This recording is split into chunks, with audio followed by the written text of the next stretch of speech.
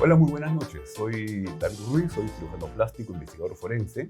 Desarrollo medicina de la longevidad en los últimos 20 años y en esta oportunidad hemos invitado a Maritza Plasencia. Ella es químico farmacéutico de profesión básica y mi profesora hace cerca de 30 años.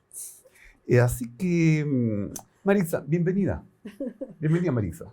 Muchísimas gracias, David. Maritza, ¿cómo podrías definir las ciencias básicas o la importancia de las ciencias básicas para la formación de un médico? Muchas gracias por tu pregunta, David, porque en realidad el tiempo ha pasado como si fuese ayer. Sin embargo, es tan importante recordar este tema, tan crucial, porque las ciencias básicas como química, biología, física, matemática, son los pilares que van a engrandecer la profesión médica. ¿Y por qué los pilares? Porque de la química nace la bioquímica, ¿no? Y luego de la bioquímica se establece la fisiología. Cuando nosotros hablamos de física, nace con física, pero es biofísica finalmente. Y se empodera para llegar a entender todos esos procesos biofísicos que van a dar lugar después con la fisiología y también convergen después para poder entender aquello que todo lo que a veces en el deporte nos hace falta, ¿no? Muchos pacientes pensarán que no tiene ninguna importancia porque la mayoría de los médicos ven ellos, según ellos, que lo que siguen son los protocolos que establece el Ministerio de Salud, que pues para determinada enfermedad hacer tal o cual cosa. De tal forma que un porcentaje importante de personas que observan desde lejos, o sea, no desde cerca, pensarán que es muy poco importante para la mayoría del ejercicio profesional. ¿Tú qué les dirías a este grupo de personas?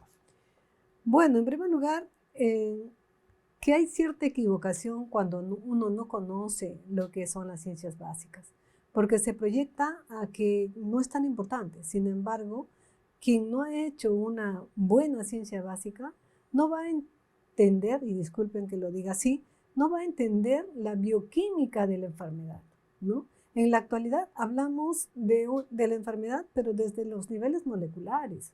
Hablamos de la enfermedad desde tratamientos farmacológicos inducidos, o sea, hablamos de un target, de un blanco, pero tenemos que conocer que esa molécula que va a llegar allí es una molécula activa, por lo tanto necesita de la química, necesita de la biología.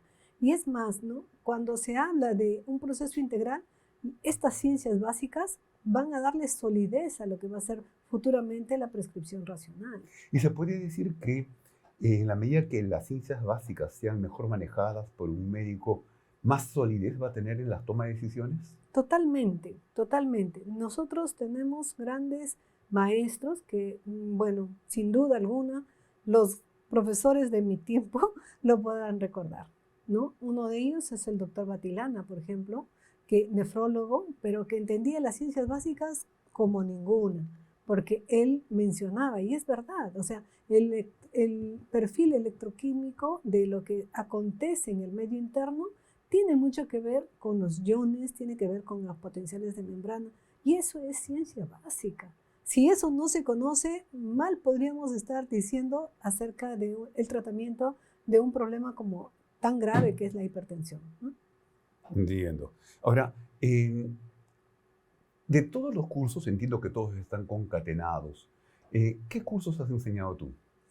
Bueno, yo empecé enseñando bioquímica, luego pasé a química porque se necesitaba la química aplicada a la bioquímica, porque no se entiende una química totalmente pura para un profesional médico. Tiene que haber una aplicación directa.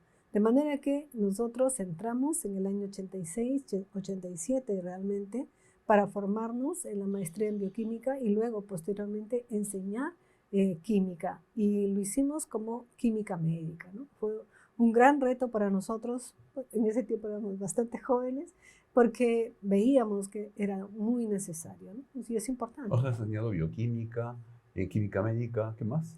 Bueno, físico-química y posteriormente farmacología, ¿no? Y ahora estás enseñando farmacología. Sí, me especialicé en farmacología porque entiendo y creo que es así, mi mejor desarrollo ha sido en la investigación. De manera que ahora yo puedo perfilarme en la farmacología porque es la integración de todas las ciencias, ¿no? El que uno diga farmacología como ciencia pura no lo es. Es más bien un conjunto de ciencias que habla de la química, de la biología. Que usa de todas. De todas, en esencia. Y el ser humano no es un número, no es un órgano, no, sino es integral. Por lo tanto, hay que hablar, por ejemplo, del agua, ¿no? Hay que hablar de los cambios de pH. No es un tubo, es un ser humano y por lo tanto hay que ver con todas sus estructuras. Hablamos de membranas, pero no estamos hablando de que es una sola, sino es una integridad.